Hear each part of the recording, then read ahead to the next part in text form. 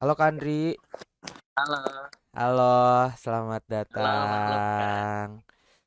Ya ini mau nunggu Kak Irma dulu ya. Jadi Oke oke. sambil setting-setting, ini aku record karena live-nya nggak bisa.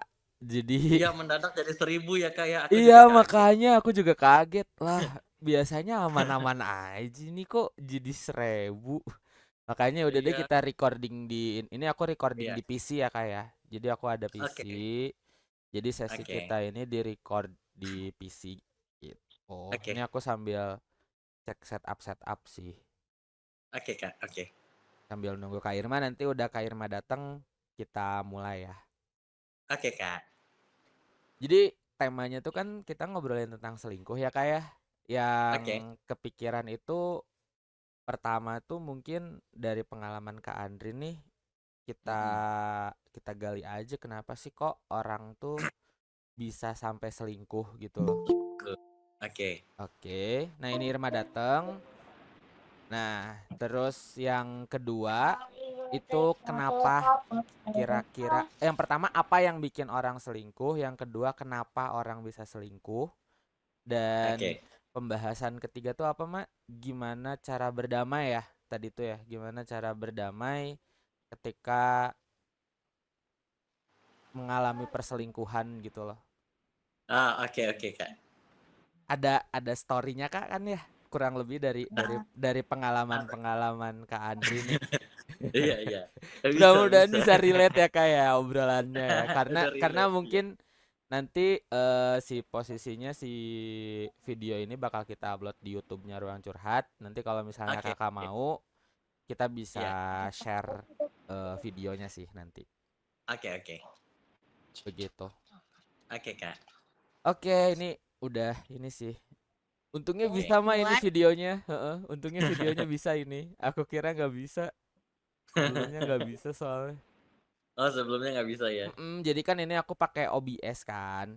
Pakai kayak Ah, sejenis OBS dan ternyata ada setting aku yang pakai kamera jadi berantem sama sama si si Jimit ini jadi tapi tadi iya udah iya. diberesin dan alhamdulillah ini keluar nih videonya. Oke Kak. Oke, Oke. gimana Mak? Ini suaraku clear kan ya? Clear. Suara aku clear juga kan, Aman, Kak? aman, aman, aman. Aman ya? Oke. Oke, mau dimulai aja nih Mak.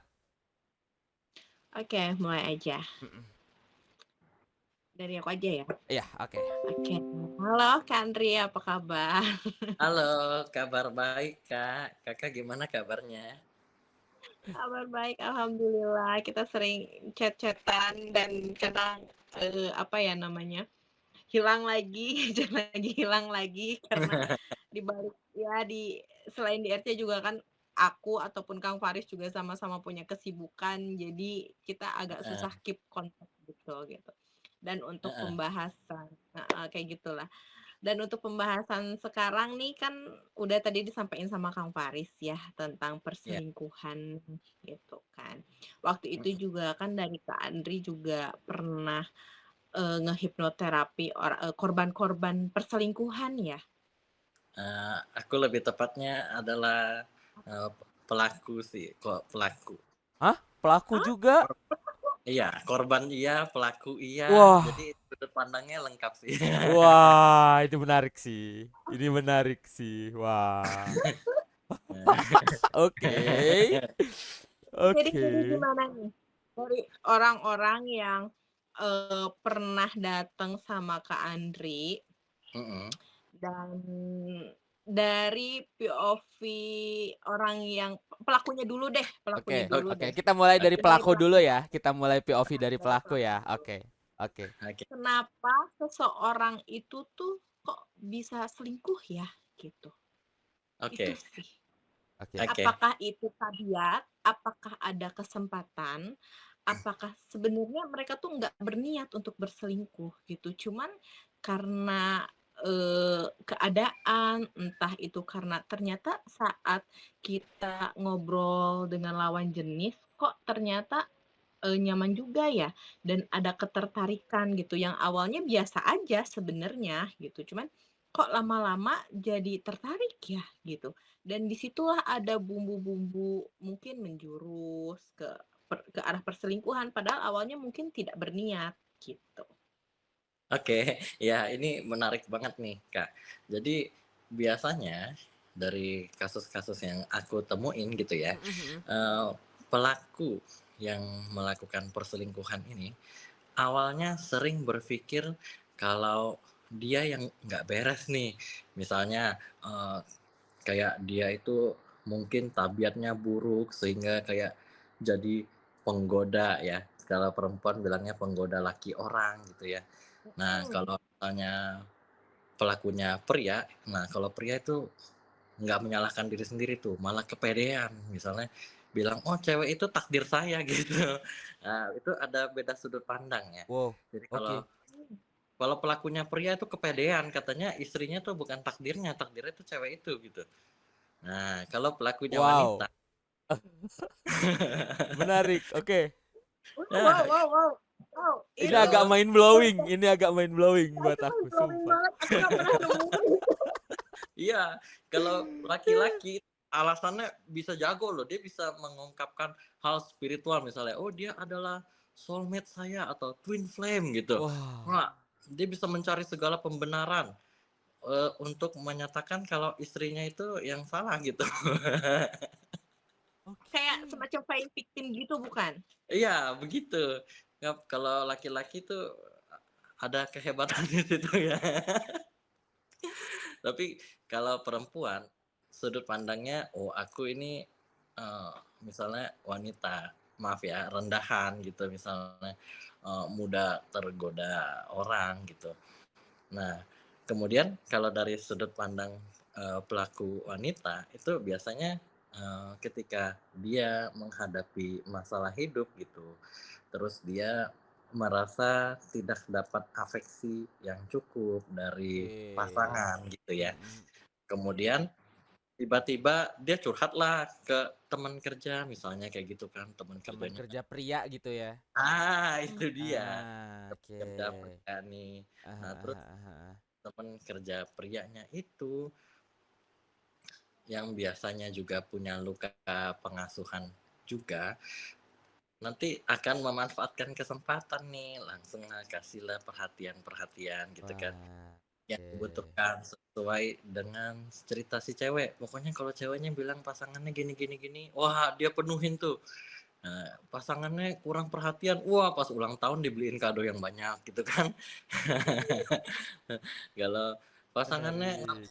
Pasangannya nggak pernah ajak jalan-jalan, dia langsung ajak jalan-jalan. Padahal, sebenarnya kalau digali di sesi terapi ternyata ya pasangannya ke istrinya yang enggak gitu, memanfaatkan situasi aja. Nah, misalnya kayak gitu. Oke oke.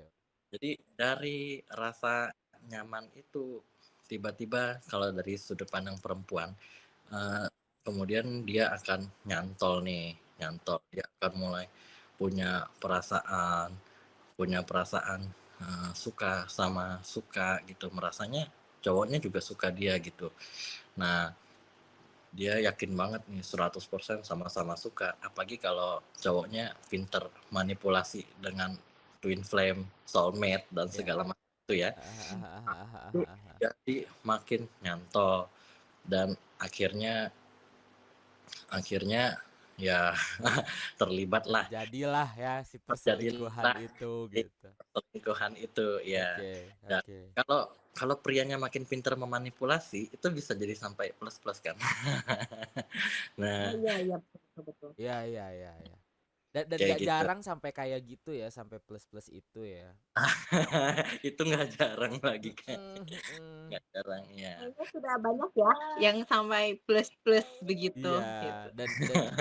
dan dari yang aku tahu juga salah satunya memang gak nggak sedikit yang gara-gara Iya, tadi ya kata kata Kak Andri itu kan dalam tanda petik pintar manipulasi gitu loh. betul Sampai betul. sampai satu titik di mana plus-plus itu ya terjadilah maka terjadilah gitu. Iya, betul betul. I see, I see, I see. Oke, oke, oke. Ini ya, Dan biasanya buat yang bener-bener mind blowing itu yang POV dari Yang si cowok sih, laki-laki ini ya, yang cowok gitu sih. kan, yang ya Gila sih, kenapa dia yang bisa cowok sih. selingkuh itu dia sampai berpikir, kok bisa gitu, dia sampai berpikir bahwa si perempuan ini tuh sebenarnya bukan takdirnya, tapi melainkan si selingkuhannya ini gitu yang Si takdirnya. pasangannya yang bukan takdirnya ya, Pasangannya malah itu Iya, selingkuhannya. Itu beneran iya. mind blowing sih. Gila sih. aku jujur aku tuh belum pernah menemukan ya gitu kan kondisi seperti itu. Biasanya yang aku temukan Mm-mm. orang-orang yang curhat misalkan kayak laki-laki yang selingkuh tuh karena oh iya aku tidak dihargai oleh istriku, misalkan aku tidak dihargai oleh pasanganku gitu kan, Mm-mm. atau aku merasa kurang dengan pasanganku, rata-rata begitu. Dan aku mendengar jawaban dari Kak Andri tuh kayak wow, Itu beneran sih. Aku juga gimana seumur nih umur kayak seumur ya umur aku menurut Kak dengerin Faris curhat gimana ya. nih, apakah Heeh. apakah Faris juga sama kayak gitu tuh atau gimana nih? Sebenarnya kalau dari aku sih, aku jujur aja aku juga baru tuh denger alasan itu dari Kak Andri itu barusan, dan itu mind blowing juga sih buat aku. Tapi Hmm. kalau kalau kita ambil dari POV psikologi ya ini bukan POV psikologi, lebih kayak aku ngambil dari satu buku nih. Jadi Mm-mm. pada dasarnya kebutuhan manusia tuh kan basically kebanyakan di hubungan itu kan komunikasi ya. Mm-mm. Ya kan, kita ngobrol gitu loh, banyaknya kita ngobrol. Dan salah satu alasan kenapa memang kenapa memang pada akhirnya selingkuh itu, jawaban umum yang aku dapat itu karena ngobrolnya kurang seru. Jadi ketika kita dapat pasangan yang ngobrolnya kurang seru gitu kan, maka Mm-mm. secara nggak langsung ketika kita dapat orang lain dan ternyata ngobrolnya lebih seru, itu cikal bakal bibit perselingkuhan yang pertama. Ya, Gitu, Mm-mm. karena obrolannya nggak seru, jadi cari yang lebih seru, nah, disitulah betul. perselingkuhan terjadi gitu loh.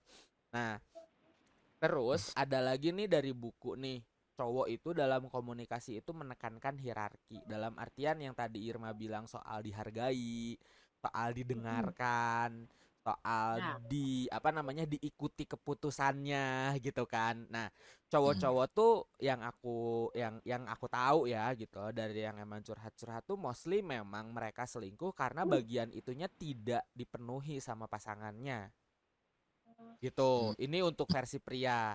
Jadi Mm-mm.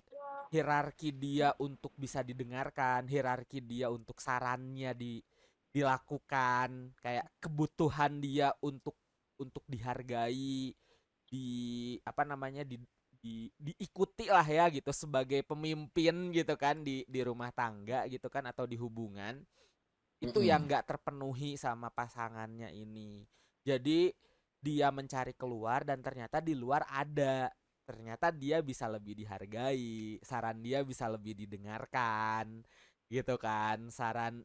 Obrolan dia bisa kayak dia bisa lebih nunjukin bahwa kepemimpinan dia tuh lebih dihargai di luar daripada di hubungannya sendiri gitu. Itu alasan untuk pria. Sorry.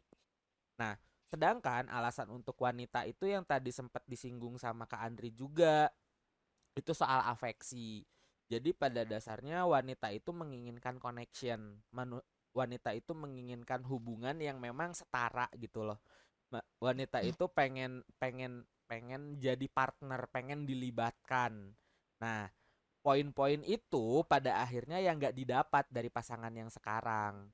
Dan dia mendapatkan itu dari orang lain di luaran sana gitu loh. Jadi itu alasan kedua kenapa orang selingkuh. Jadi yang pertama dari ngobrol, yang kedua memang kebutuhan komunikasi di dalamnya yang berbeda gitu.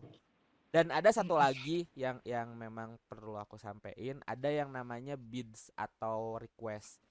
Nah, jadi biasanya kita tuh kan di hubungan tuh punya request-request kecil ya.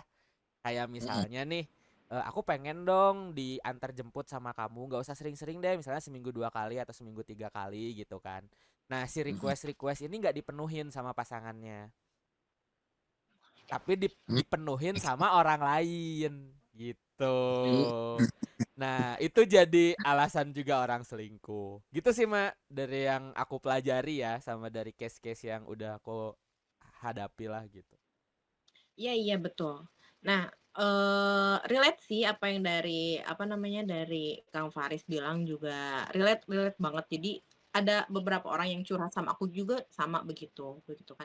Begitupun aku juga sama, aku pernah menjadi pelaku, aku juga pernah menjadi korban juga gitu kan perselingkuhan dan ya gitu maksudnya apa yang dari, yang disampaikan sama Kang Faris itu bener banget gitu. Apalagi kalau misalnya kayak aku sebagai perempuan Ada ya itu kecoa. karena aku Kaget ada karena kecoa. aku Oke, lanjut. karena aku sebagai perempuan ya itu tidak mendapat afeksi itu gitu. Mm, mm, mm. Sorry. Nah, tuh. Nah, Mm-mm. terus pas begitu aku pun kan pernah sebagai pelaku juga tuh. Mm, mm, mm, mm, mm. Dari dari Kak Andri nih ada yang dari kasus-kasus Kak Andri saat mereka berselingkuh, apakah mereka bersalah atau tidak? Merasa bersalah atau enggak? Saat dia menyadari dia selingkuh, ada rasa perasaan bersalah atau enggak? Gitu. Oke, kalau dari pengalaman kasus yang aku tangani, kalau dari sisi wanitanya, dia itu akan merasa sangat bersalah gitu. Jadi kalau dalam sesi hipnoterapi itu untuk kita ajak melakukan forgiveness kepada korban itu mudah gitu ya, karena wanita itu kesadarannya baik sebenarnya. Dia tahu dia salah dan dia sering nggak tahu penyebabnya apa gitu ya sebelum masuk ke dalam regresi.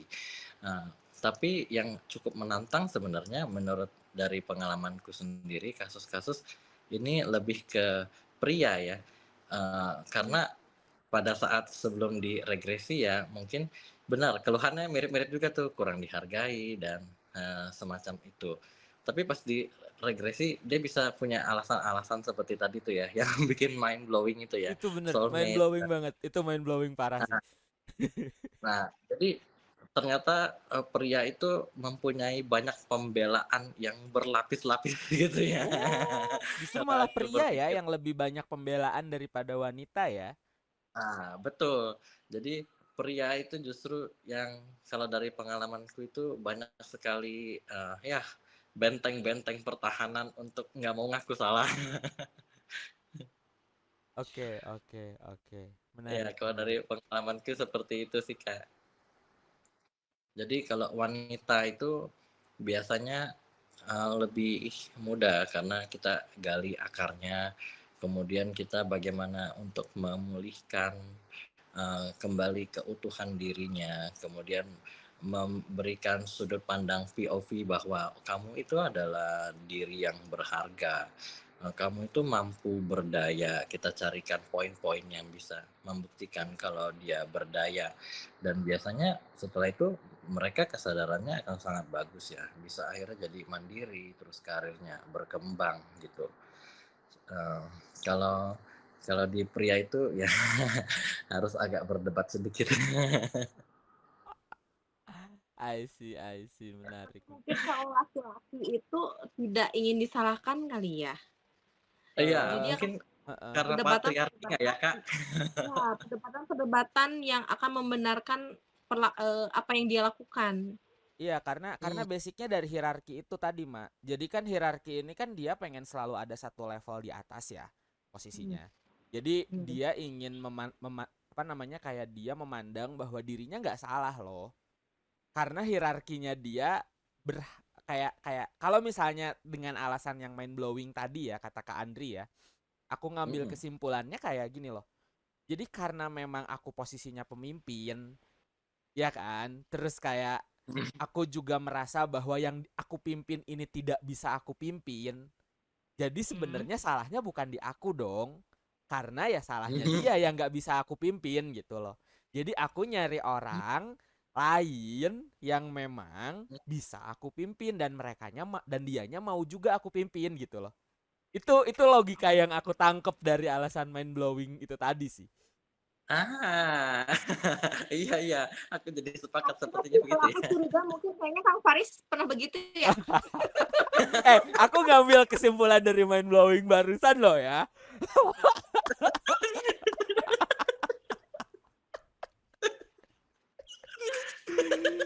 karena align banget, maksudnya ini aku buku dari ini, ada bukunya judulnya You Just Don't Understand, karya Deborah Tannen, dan dia ini memang spesialis mempelajari gimana caranya komunikasi pria dan wanita gitu loh. Dan aku tuh beneran ngekaji banget soal pria yang fokus ke hierarki dan wanita yang fokus ke connection ini, termasuk ke selingkuh gitu loh. Dan memang iya, maksudnya si mind blowing itu align dengan hierarkial pikiran cowok gitu loh. Sementara kalau misalnya kita ngelihat connectionnya cewek gitu ya, dia bakal ngerasa sangat bersalah. Dia bakal ngerasa sampai bisa kehilangan harga diri gitu loh, sampai bisa kayaknya aku bakal susah deh mulai lagi hubungan sama orang baru, karena yang dia hargai itu bukan hierarkinya, tapi yang dia hargai itu adalah connection antara dia sama pasangannya. Dan ketika dia tidak merasakan connection itu gitu ya, ketika dia tidak merasakan connection antara dia sama pasangan, dan dia menemukan bahwa di luar sana ada yang memang lebih connect sama dia, that's the where the selingkuh begins gitu loh. Itu sih yang bisa aku tangkap dari obrolan barusan Kak Andri ya. Ini aku ngerangkum dari Kak Andri nih. Wow, Kak Andri keren banget soalnya. Membuat pembelaan kan bahwa merangkum. Padahal itu enggak, Kak. Itu memang dia dari hati. Enggak loh ya. Aku ngambil kesimpulan loh. Dan ada pengalaman juga sih, memang pengalaman pernah jadi selingkuhan dan pernah diselingkuhin juga. Jadi kayak ya kita semua di sini pernah jadi korban dan pernah jadi pelaku lah ya. Jadi POV-nya cukup lengkap gitu. Iya. Ya kan setidaknya nih, kalau misalkan si pasangan kita, kalau misalkan nih si pelaku ini itu merasa bersalah, kan setidaknya mengobati si korban gitu. Oh ternyata misalkan nih, kalau pasangan aku ternyata ngerasa bersalah nih, selingkuh gitu kan, setidaknya kan itu biasanya membuat si korban si perselingkuhannya juga si korban yang jadi korban selingkuhnya itu, oh ya udah deh, oke deh, toh dia juga merasa bersalah gitu kan. Kalau misalkan kayak gini sih, kalau misalkan dari pihak laki-laki terlalu banyak membantah, kayaknya kesel banget. Masalahnya, Mak, yang aku tahu ya, si pelaku ini biasanya dia nggak, rasa bersalahnya lebih kecil daripada korban. Nah, itu.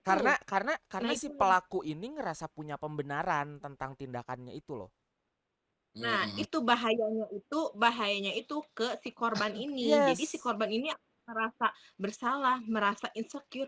Loh, oh kok gue kurang apa ya? Oh ternyata gue kurang ini. Apalagi nih kalau misalkan si selingkuhannya itu ibaratkan dia lebih cantik nih. Iya.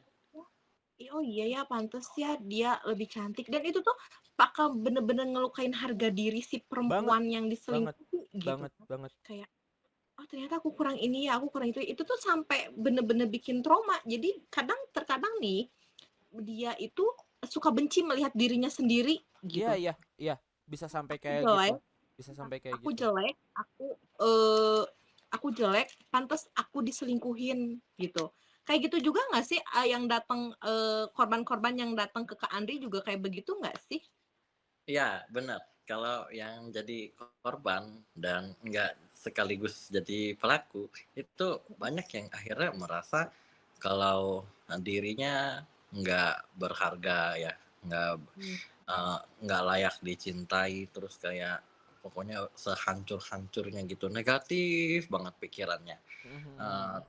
Tapi ternyata sebenarnya kalau digali lagi dari sesi hipnoterapi, ternyata kebanyakan korban-korban seperti ini ada apa ya? Aku bisa bilangnya mungkin trauma yang diwariskan gitu ya.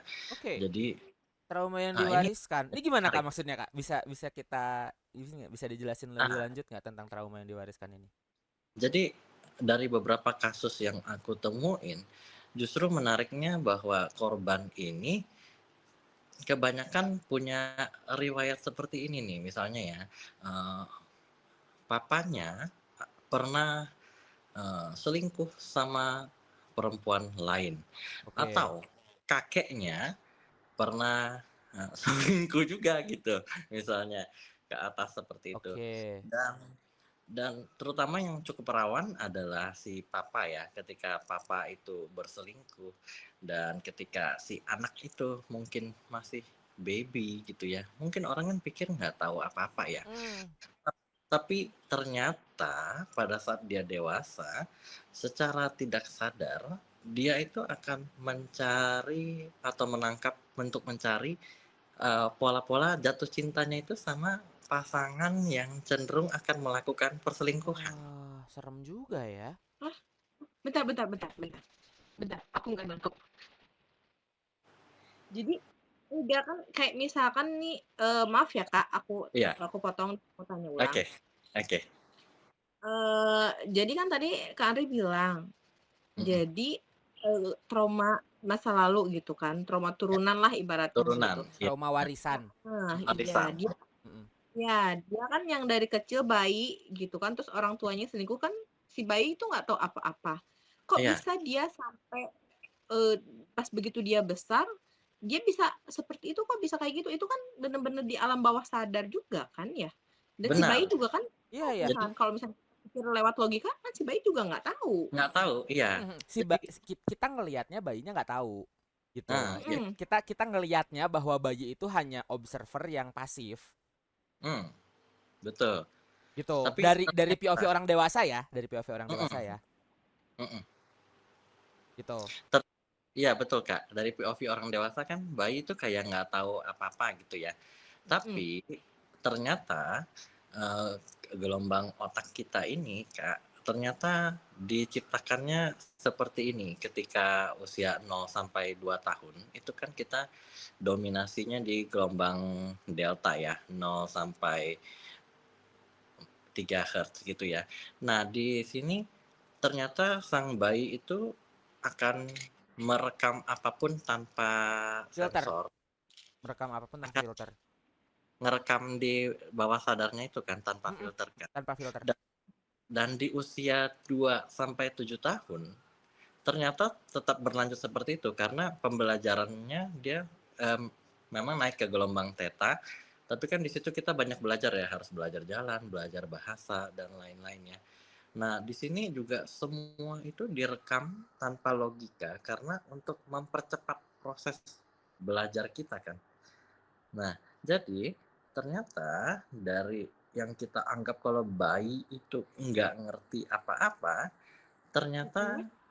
bayi itu sampai usia 7 tahun itu justru yang merekam dengan sangat detail ya apapun yang terjadi, apalagi koneksi antara bayi dan ibu ya. Ketika ibu itu disakiti, ketika ibu itu jadi korban perselingkuhan gitu, sang bayi kan nggak ngerti ya ibu itu nggak kenapa sedih ya, tapi kejadiannya itu direkam semua. Dan jadi bayi itu punya kecenderungan untuk nantinya meniru ya pola Mm-mm. dari si ibu Mm-mm. itu, karena dia nggak tahu dong kalau itu kejadian buruk atau kejadian baik ya. Bawah sadar Yes. kan nggak tahu itu ya, tidak berlogika ya. Dan Terus anak usia 8 tahun baru punya logika sederhana mm-mm. kan sampai usia 12 ya, Mm-mm, baru di mm-mm. alfa Jadi kayak gitu. aku nambahin karena gini, Mm, ada juga nih dari satu teori ya, teori attachment. Kan mm, manusia tuh kan yang nyambung dari yang tadi Kak Andri ya. Karena kan mm, basically sebenarnya manusia itu makhluk yang sangat unik sebenarnya gitu. Apalagi soal soal bawah sadar dan perilaku manusia gitu. Nah, eh jadi ada salah satu beberapa psikolog dari Amerika yang bilang bahwa pada dasarnya kebutuhan akan kemelekatan itu adalah kebutuhan primer. Dan uniknya proses kita untuk bisa melekat dengan orang lain, proses kita untuk bisa mengakrabkan diri dengan orang lain itu terbentuk dari usia 0 sampai 2 tahun. mm, mm. Oh, oke. Gitu. Wow. 0 sampai 2 tahun dan 2 tahun ke sana itu ngedevelop dari 0 sampai 2 tahun. Kita aja yang saat ini nggak sadar gimana cara kita Mhm. mengakrabkan diri ke orang lain gitu loh. Tapi sebenarnya kalau misalnya digali pakai teknik yang Kak Andri tadi bilang regresi ya. Regresi ini konteksnya adalah kita memundurkan usia si subjek ini dengan teknik hipnoterapi. Jadi misalnya nih kita bisa tuh ngegali misalnya di umur 0 sampai 2 tahun sebenarnya gaya kemelekatan orang tua tuh kayak gimana sih? Hubungan orang tua tuh seperti apa gitu kan. Kita tuh Mm-mm. secara nggak langsung jadi observer handal yang pasif tapi ngerekam gitu loh. Di umur itu Mm-mm. tuh gitu loh. Dan di situ kita ngelihat interaksi mama papa ketika berantem, interaksi mama papa ketika lagi mesra, interaksi mama papa ketika biasa aja. Dan itu tuh kita kita rekam tanpa kita sadari, tanpa kita tahu gitu loh. Yang pada akhirnya itu jadi cara kita untuk mengakarkan diri ke orang lain yang sebenarnya kita juga nggak tahu apakah itu benar atau salah. Dampaknya ke kita bakal kayak apa ketika ngelakuin itu gitu loh. Yang sebenarnya jatuhnya jadi kayak terekam di pikiran sadar kita, di pikiran bawah sadar kita yang nantinya jadi perilaku bahwa oh ternyata bener ya kalau misalnya orang tua itu tuh selingkuh tuh dalam tanda petik betul ya gitu loh. Seiring bertambahnya usia, kita ngelihat bahwa perselingkuhan itu salah. Tapi yang udah kerekam di kita, sialnya, gitu kan. Sialnya, ya perselingkuhan itu yang terjadi di hubungan mama papa kita dan dan uniknya universe ngasih berdasarkan apa yang ada di pikiran bawah sadar gitu loh. Menyebalkannya tuh di Betul, situ betul. Ya. gitu. Karena kekuatan bawah sadar itu 90 sampai 95% ya. Yes. Dan logika kita cuma 5%. Anggap 80 sampai 90 deh, jangan 5% banget, kasihan logikanya. Jadi logika kita cuma punya 10 sampai 20% doang gitu loh. 5% kasihan banget, logika gak dapet lapak buat aktualisasi soalnya. Jadi sebenarnya selama itu dari alam bawah sadar ya, Yes, karena yes. logikanya Iya, ya segitu aja gitu, cuman space-nya cuma sedikit Iya, iya, gitu. iya, iya. iya. Kapasitasnya jadi kayak misalnya kebiasaan-kebiasaan otomatis kita gitu ya. Kayak misalnya kita nih ada yang deketin gitu kan.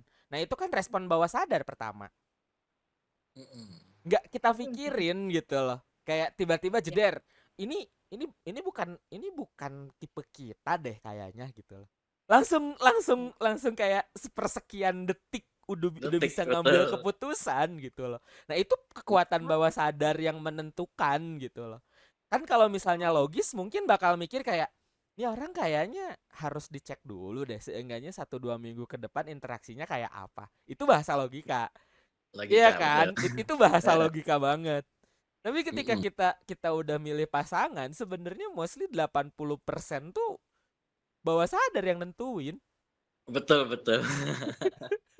Nah, apakah perselingkuhan juga dilakukan dalam keadaan apa tadi tuh di alam bawah sadar juga? Nah, itu gimana Kak Andri? Dari case Nah, yang pernah Kak Andri alami sebenarnya kayak gimana tuh? Pertanyaannya jadi Irma. kalau dari kasus yang aku pernah tanganin, Mm-mm. jadi perselingkuhan itu terjadinya karena sebenarnya meniru aja pola pola yang udah dia kenal, dia yang telah terekam dari bawah sadar, akhirnya dibuat lagi menjadi suatu skenario yang agak mirip-mirip gitu ya. Jadi uh, akhirnya terbentuklah ya skenario yang mirip seperti itu. Ditambah lagi biasanya orang keluarga yang ada riwayat perselingkuhan ini, orang tuanya itu biasanya memberikan banyak pengalaman traumatik ya buat si anak itu ya. Jadinya itu menambah bumbu lah ya. Menambah bumbu Asyik. dari pola rekaman-rekaman ini gitu. Contohnya tadi aku jadi kepikiran loh yang tadi Kak Faris bilang tentang attachment. Mm-mm. Ini yang sering terjadi di pelaku pria sebenarnya ya. Oke. Pelaku jadi gini ya, pria itu kan image-nya kan gagah perkasa Oh gitu ya. ya, jelas. Gagah perkasa, berwibawa, Kuat nggak gitu ya. Gak kuat, boleh ya, kalah, gak boleh nggak nangis. nggak boleh kalah, nggak boleh nangis gitu ya. Tapi sebenarnya perselingkuhan itu terjadi ternyata setelah dilakukan hipnoterapi, regresi. Itu ternyata diri kecilnya menangis. Misalnya biasanya Wah, kalau menarik. misalnya ya anak kecil cowok nih kalau kayak usia udah 4-5 tahun ya. Tuh orang tua tuh suka bilang kayak gini ya, anak cowok tuh nggak boleh nangis, nggak boleh ini, nggak Bener. boleh itu. Terus minta gendong Gak anaknya, boleh. gendong ya, ih kamu udah besar, kamu Kamu tuh cowok udah tahu gitu besar, kan. kamu tuh cowok ngapain sih digendong-gendong gitu kan. Nah, cowok ngapain sih gendong-gendong, udah gede tahu jalan lah, mama berat Mm-mm. tahu gendongnya gitu ya. Mm-mm. Padahal padahal ternyata apa namanya Attachmentnya love itu love atau love language-nya language-nya. ternyata adalah butuh sentuhan ya atas dan juga quality time ya, misalnya kayak gitu. Eh, pada akhirnya kan dari orang tua ini si anak ini nggak dapat gitu ya. Nah, terutama dari ibunya misalnya ya. Nanti pada saat sudah dewasa nih, dia secara nggak sadar akan cari dari wanita lain. Misalnya awalnya sama istrinya, oke seneng nih ya sama istrinya kan. Tapi ntar udah 1-2 tahun tiba-tiba rasanya sentuhannya nih udah kosong nih, udah hambar, nggak cukup Oh. dosisnya nih. Dia nggak cukup dosisnya dopamin bukan sih itu. Ya, ya, ya. Consider it Nah, dopamin ya. Kita nggak begitu ngerti soal begituan soalnya. ya, Kita nggak begitu ya ngerti soal kayak hormon-hormonan. gitu ya. Nah, ya. Terus habis itu akhirnya akhirnya dia cari lagi dari wanita lain yang mungkin bisa memberikan dosis yang lebih tinggi gitu kan, atau yang masih lagi fresh gitu buat dia ya, dari segi sentuhan itu, aroma dan lain-lain gitu ya. Nah, tapi nanti sebenarnya dia nggak bakal bisa setia sama si wanita itu karena ada di satu titik dia juga akan bosan dan akhirnya dia akan butuh wanita lain lagi untuk memenuhi hasratnya itu. Nah, Ini sering Oh, terjadi di pria nih. jadi itulah yang dinamakan katanya itu selingkuh itu adalah penyakit yang susah sembuhnya karena itu ya akan selalu mencari yang bisa memenuhi kebutuhannya dia kayak dopamin itu iya, gitu iya, iya, kan ya. Ah, Dan gitu.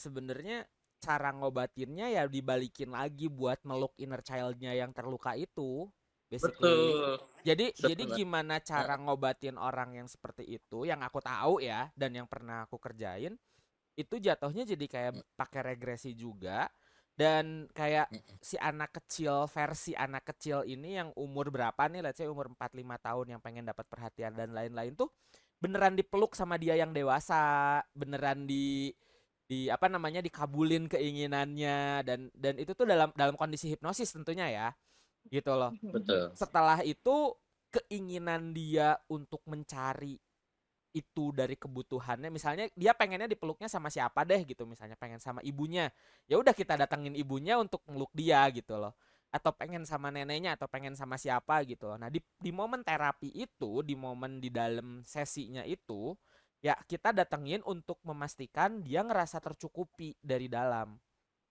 baru perilaku keluarnya kecenderungan untuk mencari lawan jenis yang memang bisa memenuhi keinginan dia untuk dipeluk atau bahkan sampai plus-plus itu gitu ya. Itu cenderung bakal berkurang dari yang pernah aku kerjain. Gitu nggak sih, Kak? Aku sepakat Kak. Dari yang aku kerjain juga kayak gitu. Baik di pria maupun di wanita itu sama. Akarnya sebenarnya adalah mendapatkan kasih sayang dari diri sendiri utamanya kan. Kemudian setelah itu mungkin ya seperti di hipnoterapi itu juga bisa hadirkan orang tuanya atau siapanya gitu ya. Tapi memang benar yang paling utama itu kasih sayang dari diri Diri sendiri, sendiri. kasih sayang diri sendiri. Betul, Karena dia betul, tahu seberapa sakitnya diabaikan, karena dia tahu seberapa sakitnya dibikin khawatir, karena dia tahu betul, seberapa sakitnya nggak ngerasa sendirian gitu kan, karena dianya betul. ngerasa kosong di bagian itu, makanya dia mencari keluar yang sebenarnya di awalnya memang terpenuhi, tapi lama kelamaan karena yang kosongnya itu di dalam diri, jadi yang nggak dapet feelingnya karena emang kosongnya di dalam gitu loh. Dia nyarinya keluar, tapi sebenarnya harusnya yang dia fulfill di dalam gitu loh. Kebayang nggak sih konteks Iya, obrolannya gitu loh. iya, iya, begitu. Emang Iya. karena butuhnya di dalam ya, mau isi kayak gimana pun di luar itu ya dosisnya nggak akan cukup. Mm-mm, gitu. Gitu sih. Bener ya. Dari tadi nih kita ngomongin yang selingkuh laki-laki gitu kan. Yang perempuannya kayaknya sedikit banget gitu ya. Padahal pada Oke. kenyataannya perempuan juga sama aja gitu. Pas begitu aku tahu perempuan ataupun laki-laki tuh sama aja. Kalau Ya. selingkuh ya selingkuh aja. Mm-mm, mm-mm. Tapi biasanya kalau misalkan laki-laki selingkuh itu akan membuat si pasangannya ini yang perempuan meninggalkan luka ataupun kayak trauma yang besar gitu kan di pihak si perempuannya. Tapi gimana kalau misalkan si pihak perempuannya yang selingkuh, apakah ini juga akan melukai si laki-lakinya atau dalam artian membuat si laki-laki ini juga trauma Sama, gitu? sama, Mak. Sama. Basically Karena sama. kan laki-laki tuh jarang jarang jarang cerita ya, katanya banyak laki-laki tuh jarang bercerita gitu kan, beda Mm-mm. sama perempuan Tahu-tahu mabok kayaknya gitu. Iya, laki-laki caranya nah gitu kan, perempuan mabok, gitu balapan, Tahu-tahu mabok, jadi balapan liar. balapan liar, Heeh. tawuran ya. Tawuran. Tahu-tahu masuk ring UFC gitu. Ya. ya kalau misalkan laki-laki nih yang jadi korbannya ini gimana sih Kang? Ada yang pernah datang juga nggak laki-laki yang jadi korban perselingkuhan dan dia itu punya trauma gitu? Oke. Dari aku ya, dari aku pernah Mm-mm. ada posisinya. Dan sama menyakitkannya, sama menyakitkannya. Sampai posisinya kayak gini loh, ketika misalnya laki-laki kena impact nih, misalnya ketahuan gitu, ceweknya selingkuh, hierarki dia goyang. Hmm. Kebayang gak sih kayak kayak raja, kayak misalnya kita kita jadi anggap aja raja gitu ya.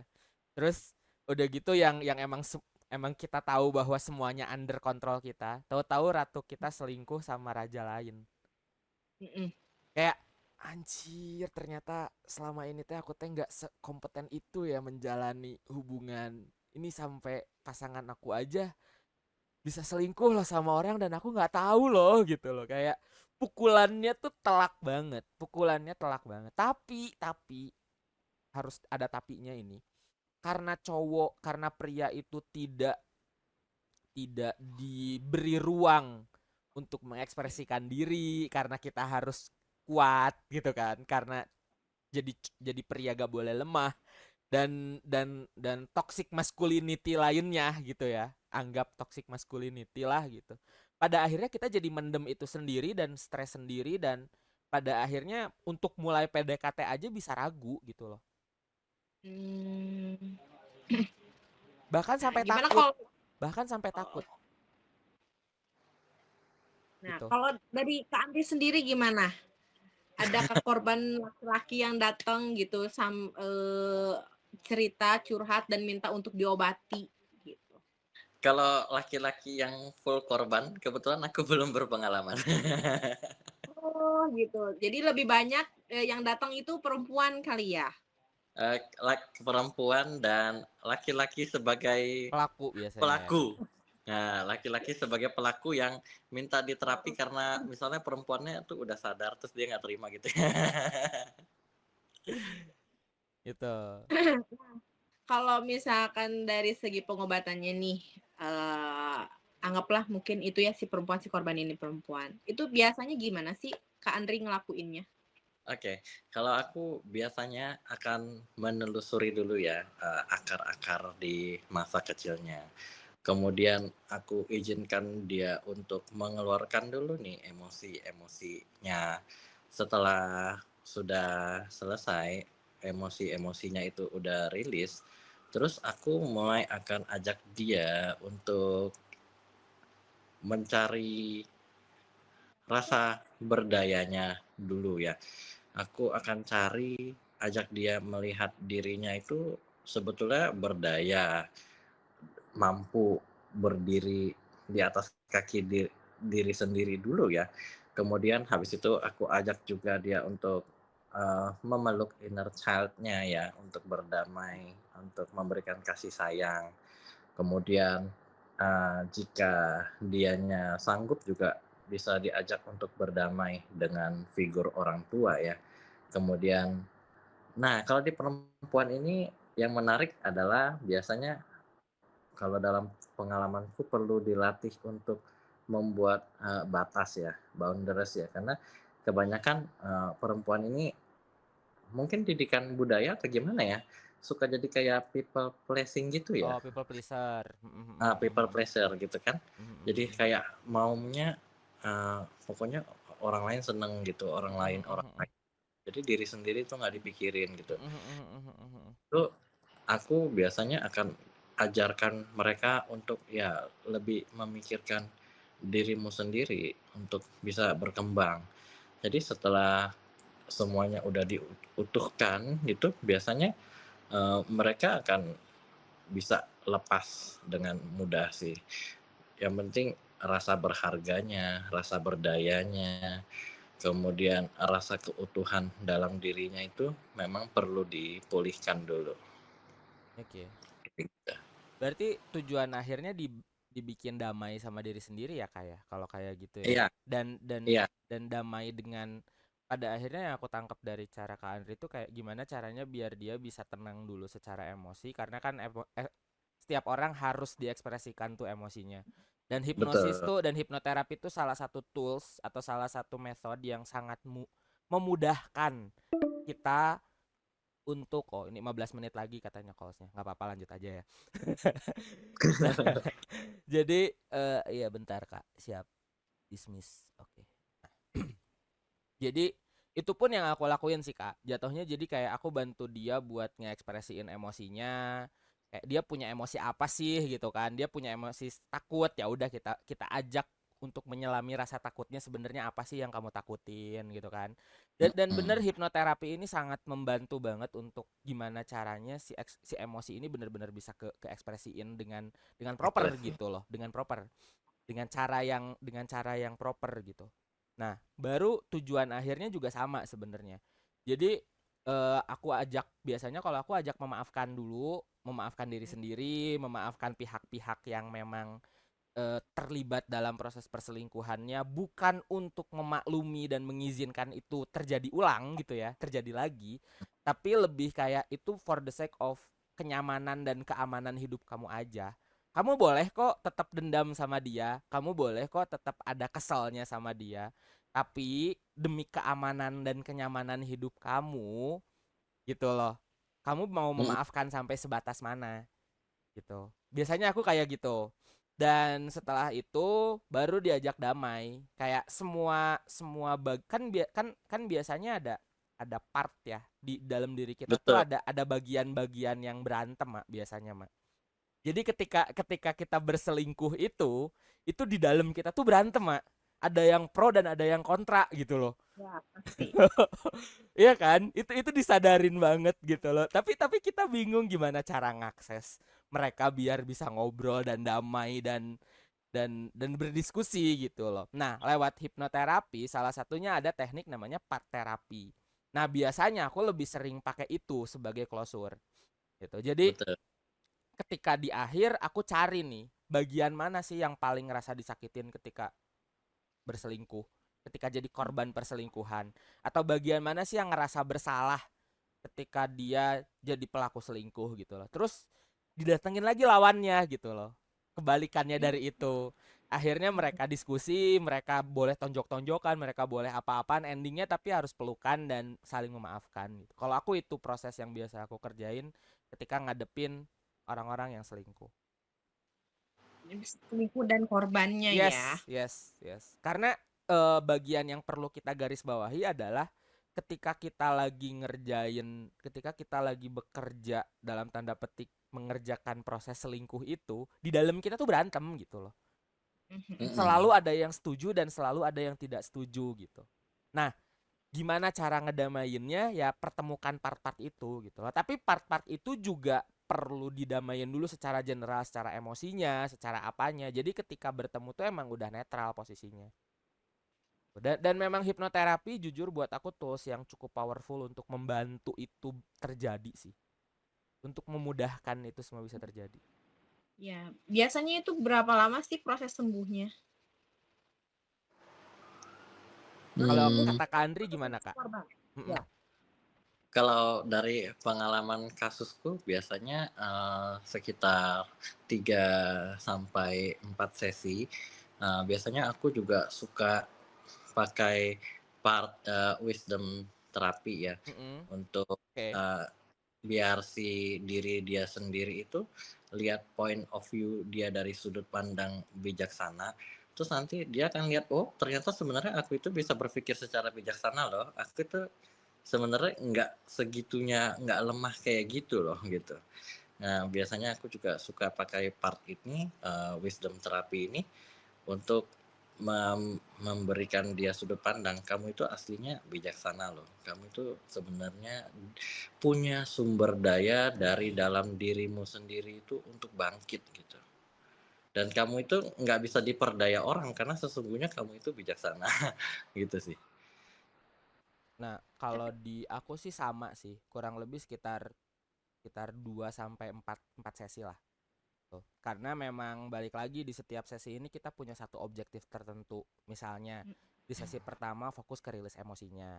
Terus nanti cek selama seminggu itu perkembangannya seperti apa. Gitu kan. Terus nanti selama proses seminggu kita tentuin nanti di sesi kedua kita mau ngerjain apa lagi nih gitu loh. Bagian mana lagi yang mau kita touch, bagian mana lagi yang mau kita sentuh gitu loh. Baru berasa efeknya dari sesi ketiga dan keempat sih. Iya betul, aku juga biasanya gitu. Sesi Mm. ketiga biasanya kliennya baru lebih merasa, oh iya kayak gini ya Baru gitu. baru dapat insight-nya dari sesi ketiga dan keempat untuk kliennya. Betul, kalau di sesi pertama malahan biasanya mereka suka bilang kayak roller coaster gitu ya. Heeh, dan malah kayak aku nggak ngerasain perubahan yang signifikan sih gitu itu di sesi pertama kedua, tapi di Nah sesi iya, ketiga keempat biasanya baru tuh mulai muncul kayak kesadaran bahwa iya ya selama ini perjalanan aku teh kayak gini kayak gini kayak gini. Nah itu tuh insight-nya baru muncul di ketiga dan keempat gitu loh. iya betul. Oke. Gitu.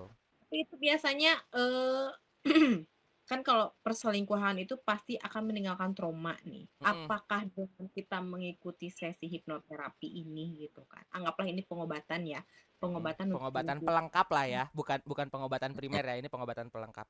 Ya, Nah, lengkap. gitu kan. Apakah ini tidak akan jadi tidak akan meninggalkan trauma gitu atas perselingkuhan ini? Kan kadang meskipun kita pasangan kita berselingkuh terus kita masih bareng-bareng nih sama pasangan kita kan kita kan pasti akan overthinking takut segala macam apakah dengan mengikuti sesi hipnoterapi ini semuanya akan hilang gitu. Kalau dari aku sih sebenarnya memorinya nggak akan hilang ya Maya, karena otak manusia didesain untuk mengingat, bukan untuk melupakan.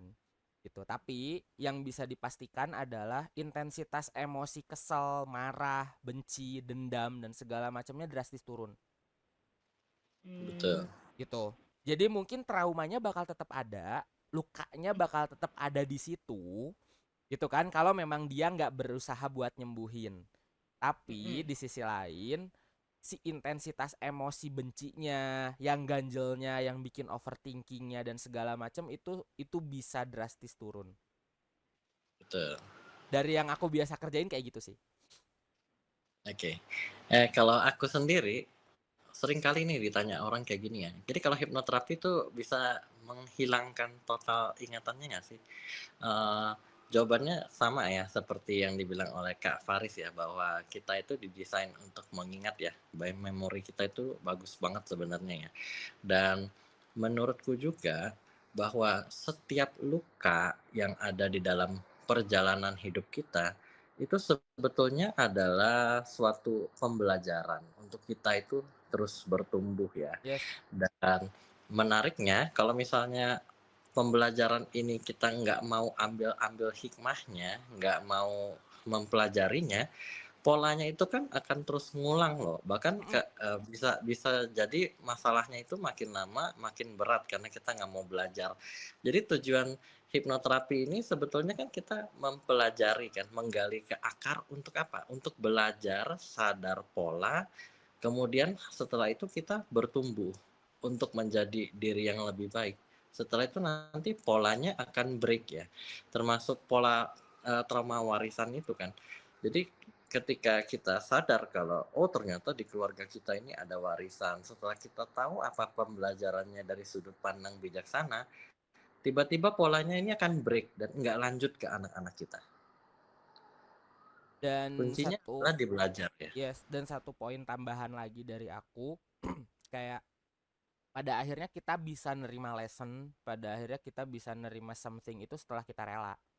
Jadi Betul. buat aku, hipnoterapi ini lebih ke arah proses buat orang-orang untuk bisa merelakan. Untuk bisa merelakan, untuk bisa nerima, untuk melalui lagi si pengalaman itu dengan tujuan untuk bukan untuk menyembuhkan tapi untuk menerima, untuk merelakan dan menyadari bahwa oh ternyata pengalaman hidup aku teh gini ya gitu loh. Dan di situ nggak ada yang bener nggak ada yang salah ya.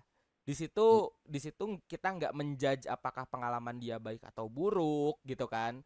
Dan tidak ada penilaian itu gitu loh. Yang ada adalah kita ngajak mereka buat so it is your life gitu loh. Ini kehidupan yang sudah kamu lalui dan silakan kamu lihat gitu loh bahwa kamu mau belajar rela dan menerima ya nanti lessonnya atau ada bahkan mungkin rewardnya atau apapun itu nanti hal-hal baik yang terjadi ya setelah kamu rela itu gitu. Dan hipnoterapi ini adalah proses untuk kita bisa belajar melihat, menerima dan merelakan gitu. Termasuk proses jadi selingkuh atau pelaku yang menyesal dan korban yang tersakiti gitu. Dari aku sih gitu sih. Berarti bukan untuk menyembuhkan ya, berarti harus digarisbawahi, bukan untuk menyembuhkan menyembuhkan ataupun menghilangkan trauma, tapi dengan sesi hipnoterapi itu tuh lebih membuat kita menerima dan merelakan apa yang sudah terjadi di Yes. hidup kita. Yes. Dan dari situlah kita dapat pelajaran hidup setelah kita rela. Oke. Wah, menarik banget ya. Kayaknya kurang banget. Masih kurang banget ini kalau ngebahas tentang perselingkuhan. Aduh. Seru ya ternyata obrolannya ya. Iya, seru Kak. Cuman sayangnya nggak ada pertanyaan tambahan dari teman-teman yang lain ya gitu karena kita bukan sesi live, kita lebih ke Iya. gini. Ini recording soalnya. Tapi nggak apa-apa. Maksudnya ini kan nanti kita bisa up out di YouTube ya, gitu kan. Banyak banget gitu kan. Heeh. Iya, Nanti insight-nya kita juga bisa banyak banget. insight-nya luar biasa sih, ini banyak banget. Dan mungkin nanti kita bisa gali lagi ya kayak dari POV cowok itu seperti apa. Gitu kan. Oke. Khusus ya kita mulai gitu. Nanti dari POV ceweknya sendiri seperti apa gitu kan. Betul. Apalagi tadi pas waktu Kak Andrinya bilang bahwa kalau misalkan laki-laki tuh berselingkuh karena ya itu yang tadi yang bener-bener mind blowing sekali Iya gitu. bener itu. Alasannya karena itu twin flame aku. Itu soulmate aku yang dari dimensi lain yang baru ketemu sekarang gitu kan. Itu kayak Ternyata pasanganku selama ini tuh bukan soulmate bukan soulmate aku kayak. Tapi nanti ketemu perempuan lain lagi, soulmate-nya ganti lagi. Nah, itu ternyata ain itu emang. karena ada yang kurang, ada dari sisinya yang kurang, sisi dalam dirinya itu tuh yang kurang gitu kan. Ternyata gitu. Kenapa yang selingkuh itu nggak ada obatnya? Ternyata bukan nggak ada obatnya, tapi harus diisi dulu dari dalam dirinya itu. Yes. Oke. Keren banget. Ini ngingetin 4 menit lagi ya guys ya. Ini 4 menit lagi nih waktu. Tapi gak apa-apa sih, maksudnya obrolannya udah selesai sih kan. Maksudnya ini udah selesai obrolannya. Aja dari awal sampai akhir gitu kan. Oke. Closing statement deh ya dari Kak Andri deh. Menurut apa closing statementnya dari obrolan hari ini gitu. Dari sesi kali ini Kak Andri. Oke, closing statement dari aku baik terutama untuk pelaku ya, baik kamu itu wanita atau pria, sebenarnya kamu itu punya kekosongan yang ada di dalam diri kamu yang perlu diisi dan itu nggak bisa dari orang lain ya, perlu dari dirimu sendiri. Jadi saranku daripada kamu terus mencari keluar, yuk masuk ke sesi terapi karena sesungguhnya diri kamu itu berharga. Hanya saja akibat luka-luka dan kekosongan itu, kamu nggak bisa lihat sejauh mana dirimu itu berharga karena cerminnya masih buram. Itu aja sih. Nah, Kalau dari aku mungkin closing statementnya gini sih. Everything's based on your perception ya. Tentang persepsi kamu menilai sebuah keadaan gitu. Ketika persepsi kamu itu sebagai pihak yang tersakiti, entah itu nanti jadi pelaku ataupun jadi korban, kacamata kamu bakal selalu ngelihat bahwa ih aku terus-terusan tersakiti gitu. Ih aku disakitin gitu loh. Tapi di sisi lain, ketika misalnya kamu entah itu jadi pelaku atau korban dengan persepsi bahwa oh ini Tuhan ngasih pelajaran lewat semesta dengan aku berselingkuh ini biar aku bisa tumbuh gitu kan. Nah, kacamata yang dilihatnya bakal pertumbuhan gitu. Jadi kayak Tergantung kita persepsi masing-masing yes, ya. yes, yes, tergantung persepsinya masing-masing. Jadi pada akhirnya kita perlu shifting dari yang asalnya tersakiti gitu kan. Jadi bertumbuh gitu loh. Karena what happens happen gitu loh. Apa yang udah terjadi ya udah selesai gitu loh. Kita nggak bisa mengulang itu. Tapi ya cara pandang kita tentang pengalaman itu yang nanti menentukan efeknya segimana sih gitu loh. Dampaknya ke perilaku kita sejauh mana sih? Itu sih dari aku mungkin di closing statementnya. Terakhir Mak, sambil closing. Ini sudah diomelin sama bapaknya. Panggilan ini akan segera berakhir katanya. Oke. Ya udah, terima kasih banyak Kak Andri, waktunya luar biasa Terima sekali. kasih Nanti juga, Kak. kita sambung lagi, akan ada collab-collab lagi selanjutnya kali ya. Kang Oke. Ya. Udahan.